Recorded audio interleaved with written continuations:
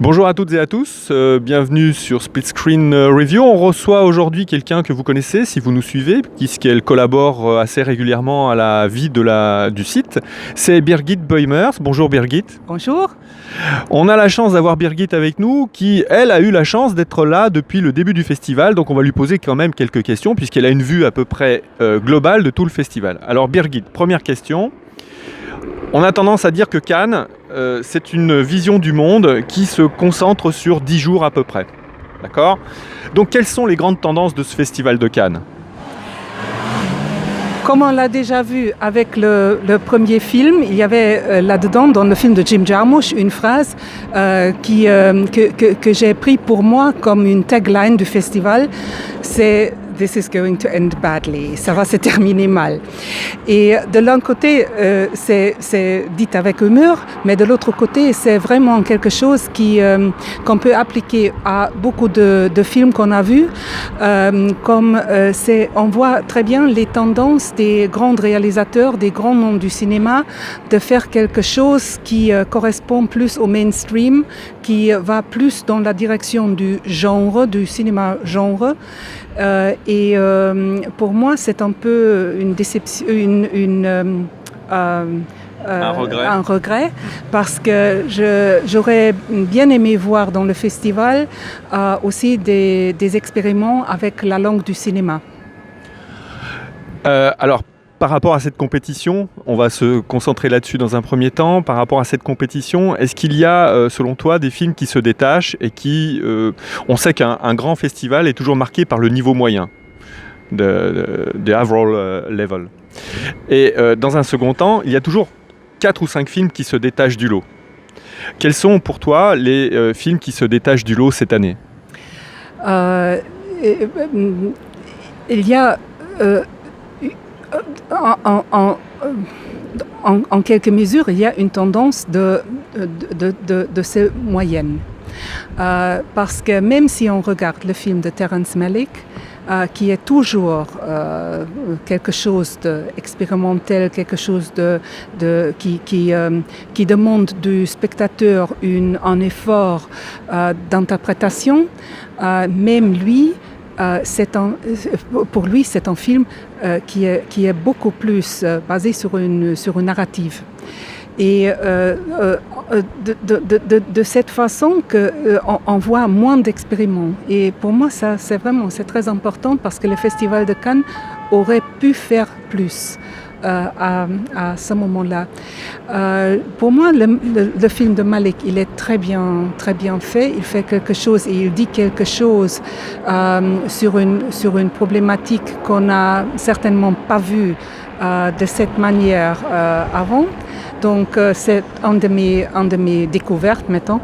Il y a le film de Almodovar qui a plu beaucoup aux critiques, à la presse, et je pense aussi il va beaucoup plaire au jury. Oui. Puis pour moi, il y a bien sûr le film qu'on a aimé tous, je crois.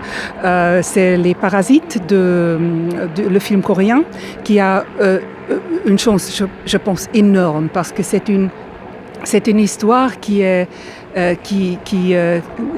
meut le spectateur, et de l'autre côté qui est très bien réalisée dans l'espace. Surtout, donc là je crois qu'il a beaucoup de chance. Pour moi, il y a encore un film qui est un peu passé à côté, c'est le film de Jessica Hausner, Little Joe. C'est son premier film en anglais. Et je comprends très bien que c'est un film très stérile, très froid, mais de l'autre côté, il parle d'un problème de déhumanisation de notre société, et je ne vois pas comment on aurait pu faire ça d'une autre manière.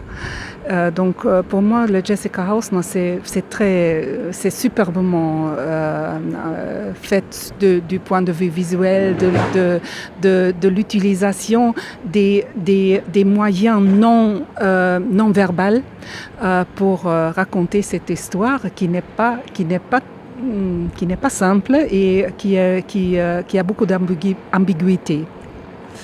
Alors oui, c'est vrai ce que tu dis, hein, on le voit dès les photos, hein, dans les photos du film déjà, c'est très impressionnant, c'est très cadré, c'est très composé, c'est très construit, c'est très, très impressionnant.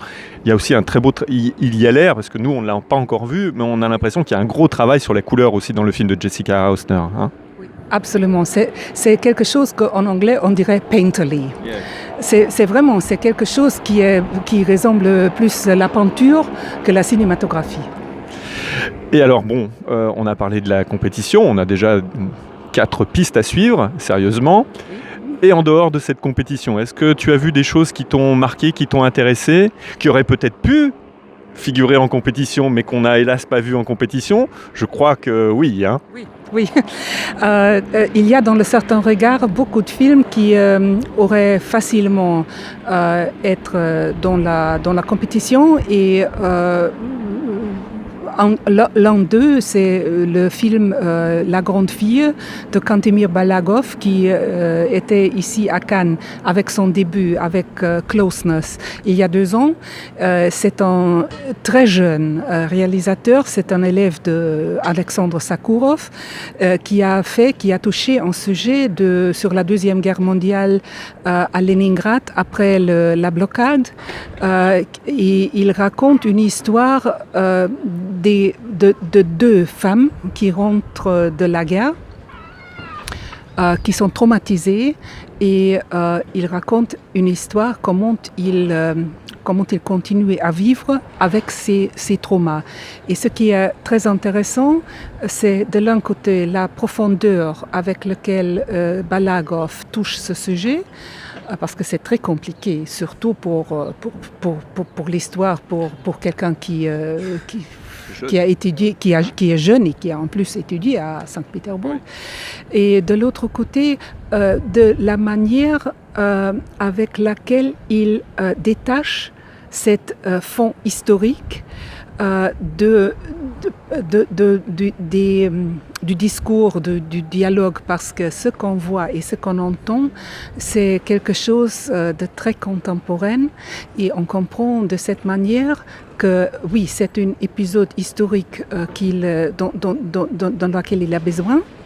De l'autre côté, ça peut être un autre épisode également traumatique qui peut mettre les personnages dans une situation comme telle qu'on la voit sur l'écran. Donc c'est une histoire qui est très historique et en même temps qui est très contemporaine. Et ça m'a touché beaucoup, et je pense que c'est un réalisateur avec un talent énorme, et j'aurais bien aimé voir ce film dans la compétition avec ou sans des choses qui n'étaient pas vraiment nécessaires. On vient d'en parler de Abdelatif Kechiche qui a fait une présentation mettant dans Work in Progress. Et je pense que séance spéciale pour ça aurait été beaucoup plus appréciée.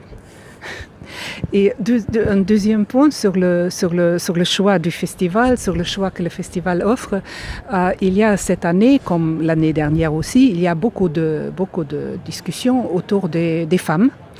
Et j'aurais bien aimé voir une sélection plus équilibrée, parce que de mettre les femmes pour remplir une quota, c'est une humiliation, et c'est pas une chance qu'on donne aux réalisatrices. Elles ont leur voix, et leur voix doit être entendue n'importe quel genre, quel gender. Oui. C'est pas une question de femme ou homme, mais c'est une question de talent, de langue cinématographique, mais pas de... Et je pense que c'est quelque chose que le festival pourrait,